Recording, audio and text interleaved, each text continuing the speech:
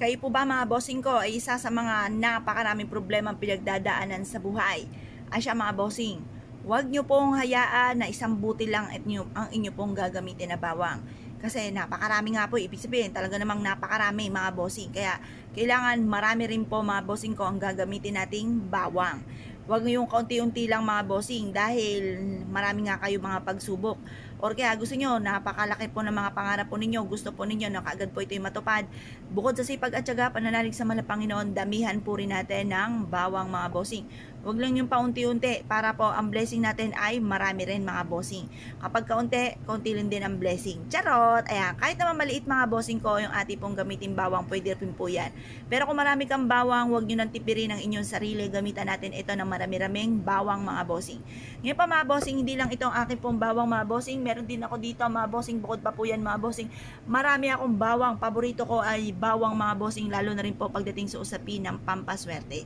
Ganito po inyo pong gagawin mga bossing. Harap sa may silangan ng 6:30 or kaya po alas 7 matatapos ang mga pampaswerte hanggang alas 8 kasi magbibilad pa po tayo hanggang alas 8 ng umaga.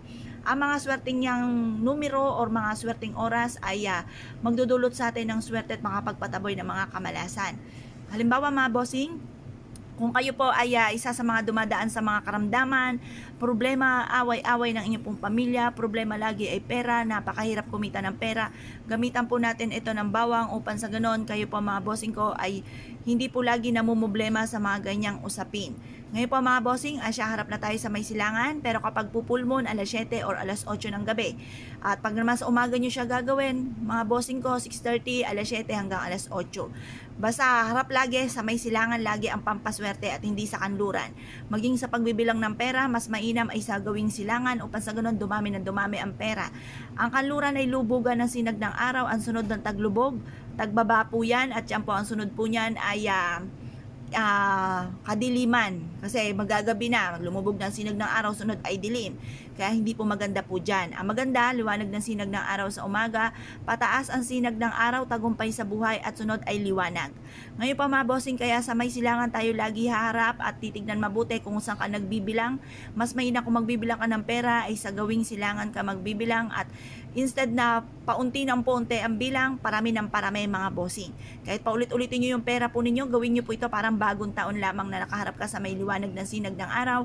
At para pumasok ang swerte, mas mainam magbibilang sa tapat mismo ng pintuan ng inyo pong main door.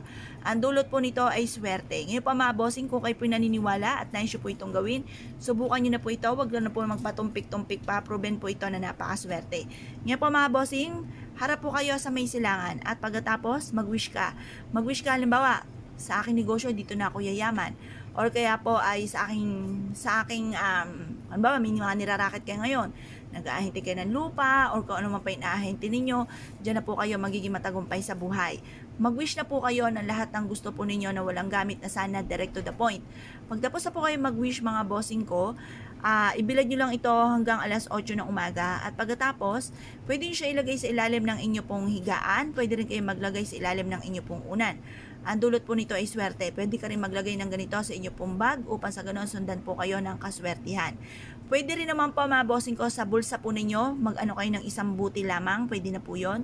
Pagkatapos kung halimbawa ikaw po ay pumunta sa, halimbawa po ay sa ospital or kaya po sa mga sementeryo, ito po ay bago kayo dumating na inyong tahanan, ihagis nyo po siya or ilaglag sa inyo pong dinadaanan. Para, kasi alam nyo po ba sa ospital, syempre alam nyo na marami po mga dyan, mga pumapanaw, kaya mas mainam na meron kayong ganito para hindi kayo kapitan ng mga negatibo.